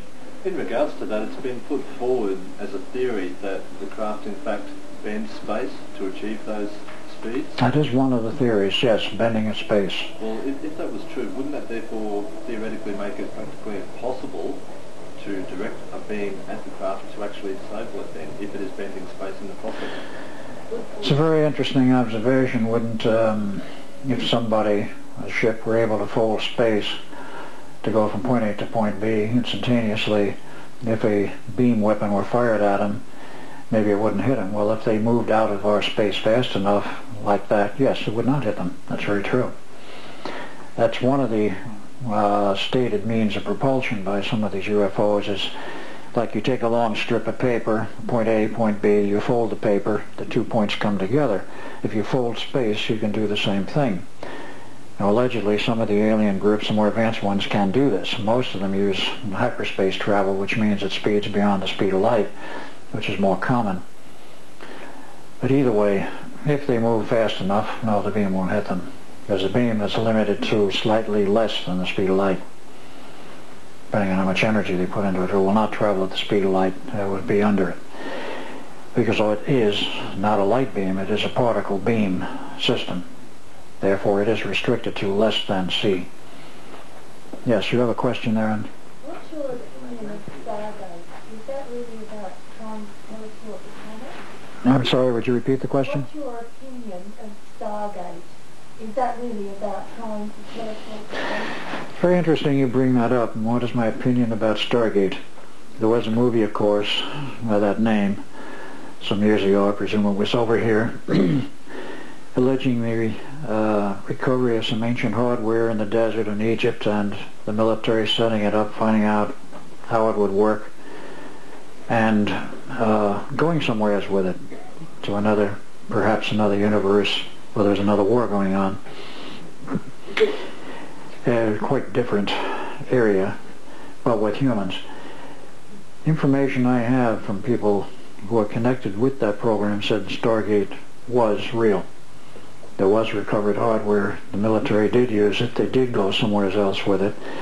Bill Schneider, before he died, replicated on miniature size what appeared to be a Stargate phenomenon, namely that circular area where you got that watery-like view of something you could literally penetrate. He had recreated in a lab with some other people, from what he told me. I never saw it, but he told me that he did this. And he put his arm through it and almost got it sucked in. And he said when he got it back out, because he hung onto the table and some other things were quite solid, got it back out, he said he had a burning sensation in that left arm for the rest of his life. He didn't go through the whole thing, and it may not have been set up right, for all I know. Now, my sources insist that that was a real project and it was done by the military. To what end and what purpose, I don't know. Yes, ma'am, you have a question?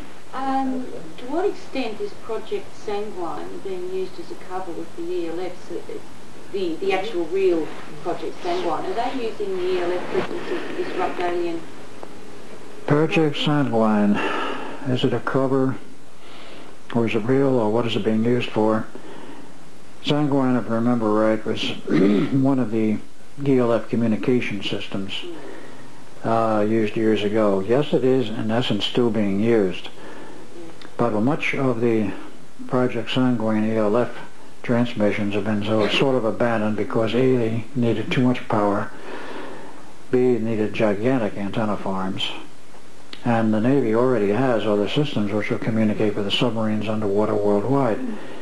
If they're going to use low-frequency modulation, there are other ways of doing it. They can put it on an RF carrier and put the transmitter virtually in a suitcase if the frequency is high enough, and it'll still be ELF transmissions in terms of what effects it may have on you neurologically, or in terms of its transmission characteristics. It still somewhat resembles the earlier ELF, but it's not the same wavelength. The original long wavelength which they desired was because of the fact that in the near field phenomena you would be around the Earth, and you couldn't get outside the field. Well, that was one of the problems. You couldn't. And it caused enormous physiological problems in the vicinity of the antenna fields. They were ordered to shut down by one or two state governments in the U.S., and as far as I know, the project as such is essentially abandoned because it's been replaced by HAARP. Well, about that. Yeah, HAARP. or as Mr. Nick Begich likes to say, angels don't play this harp. HAARP standing, of course, for High Altitude Atmospheric Research Program, which is ongoing. I talked with Begich about 2 weeks ago as he was at a Denver conference.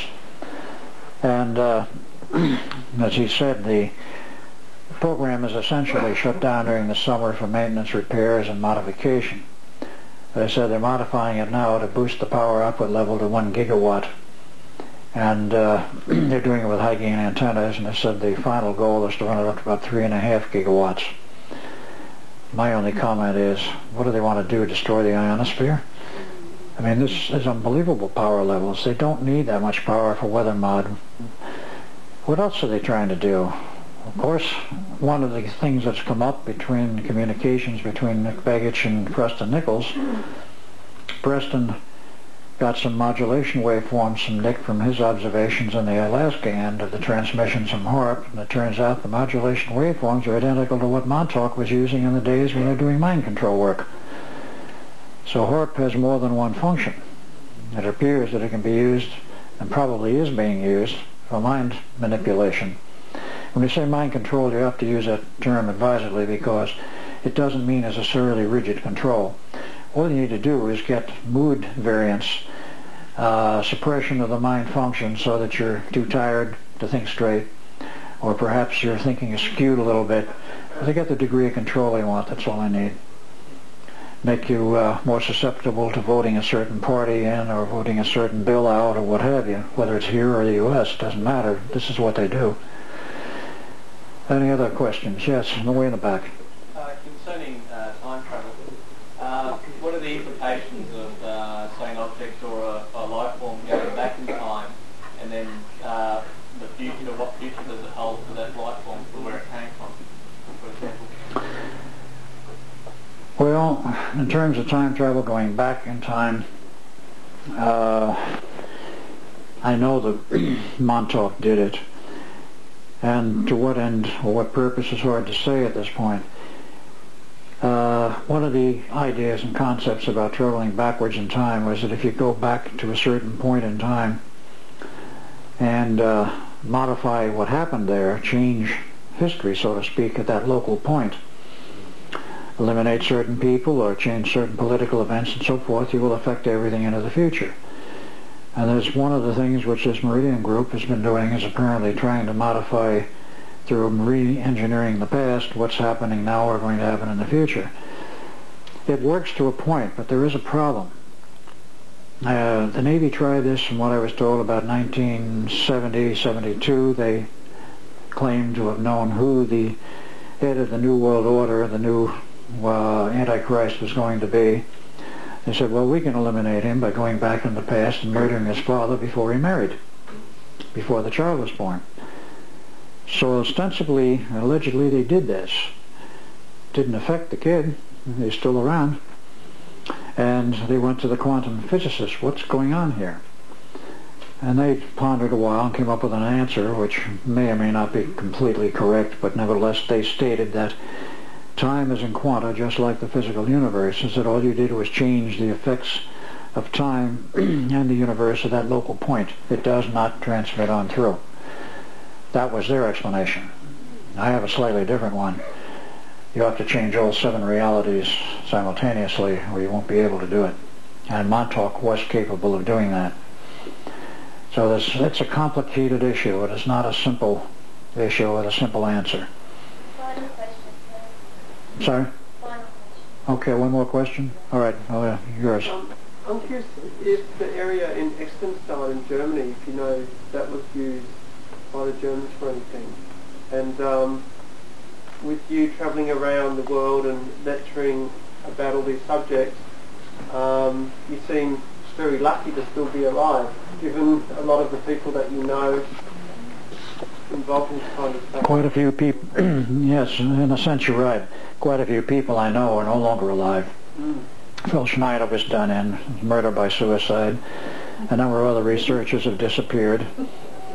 And Phil Schneider had a friend who was an Air Force intelligence officer, retired, and they did a UFO manual magazine together. He suddenly wound up dead. It was called suicide, but the circumstances were such it could not possibly have been. Ron Rummel was the guy's name. And on and on and on. You know, there's a lot of people like this that get to know too much, and Phil said the same thing himself. He says, if anybody ever gets the total picture of what's going on this planet and who's doing what to whom, he says, you're dead. He said, they don't want any one individual to know the whole story. The information is compartmentalized, and only a handful at the top know what's going on. So your question is valid, how come I'm still around?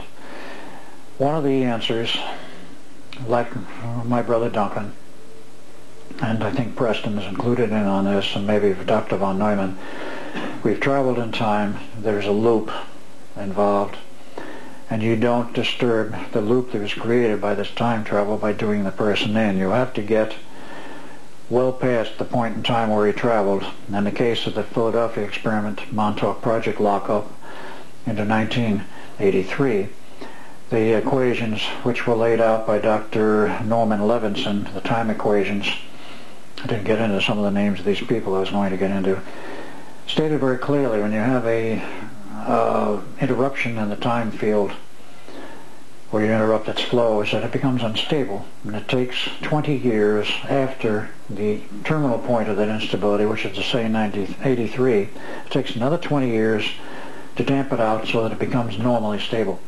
The question is, what damps it out? There is no hardware that does it. It would appear, and I can't explain why, that it's a human element damps it out. Myself, Duncan, Preston, and perhaps John von Neumann, because he traveled extensively in time also. So that is one of the reasons. They got to keep us alive at least till that year, 2003. After that, maybe we're expendable. I don't know. But up to that point, they don't mess with us. Duncan was dying once, the original Duncan, and the Montauk Project, after he jumped over the side of the ship the second time and went back to the future. He was dying there. They had to keep him alive, so by means of the technology they had, they went back to father in the naturally the late 40s and said, get busy and make another kid. Duncan's dying. So he married again, his fifth wife. And first a sister was born, which Duncan still has, and then Duncan on 28 June 1951. But it wasn't the personality of Duncan that came in at that time. That came in on 12 August 1963. There's a very marked change in personality, which his mother noted. We know what happened now, but nobody knew at that point. They got to keep us alive.